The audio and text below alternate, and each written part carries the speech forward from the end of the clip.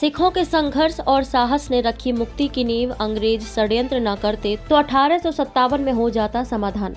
नमस्कार, मैं खुशी और आप देख रहे हैं यूपी न्यूज 24। आइए नजर डालते हैं आज की बड़ी खबर पर।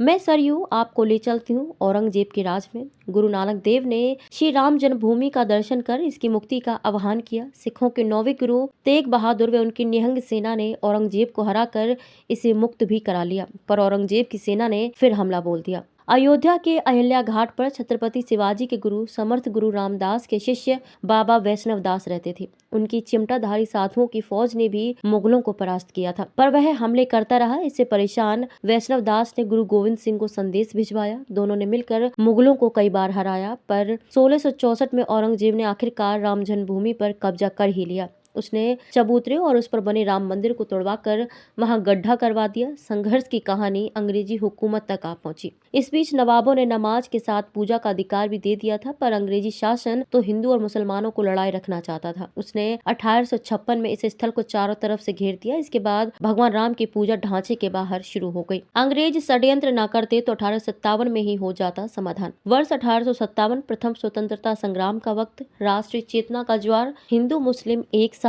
तत्कालीन हिंदू मुस्लिम शासकों ने बहादुर शाह जफर को सम्राट घोषित किया। अंग्रेजों के खिलाफ संघर्ष में अयोध्या और गोंडा के तत्कालीन नरेश, हनुमानगढ़ी की निर्वाणी, अन्नी पट्टी के महंत उद्धव दास, क्रांतिकारी महंत रामचरण दास के साथ स्थानीय क्रांतिकारी अमीर अली भी जुट गए। सुल्तानपुर गजेटियर में कर्नल मार्टिन लिखते हैं, अमीर अली के आह्वान पर मुस्लिम समाज विवादित स्थल पर दावा छोड़ने को तैयार हो गया था। बहादुर शाह जफर ने इसे हिंदुओं को सौंपने का आदेश भी कर दिया, पर अंग्रेजों ने षड्यंत्र कर अमीर अली और रामचरण को 18 मार्च 1858 को फांसी पर लटका दिया। इसके बाद मुद्दा उलझता चला गया। सिखों पर केस बने फैसले के आधार। ब्रिटिश शासन ने पूजा ढांचे से बाहर और नमाज अंदर करने का आदेश दिया। इससे लोग आक्रोशित हो उठे। गुस्साए निहंगों और हिंदू राजाओं की फौज ने ढांचे पर कब्जा कर लिया। स्थानीय प्रशासन कुछ लोगों को हटाने में सफल रहा, लेकिन सिख ढांचे के सामने डटे रहे। इस कारण नमाज नहीं हो सकी। इस पर 25 सिख सैनिकों पर मुकदमा दर्ज हुआ और इस केस को आगे चलकर 22 दिसंबर 1948 की रात ढांचे के भीतर रामलला की मूर्ति मिलने पर दर्ज केस के आधार पर ही अदालत ने माना कि 1858 के काफी पहले से उक्त स्थल पर कभी नमाज नहीं पढ़ी गई। हिंदू पूजा अर्चना करते रहे। मंदिर के पक्ष में फैसले ये 2 केस प्रमुख आधार बने।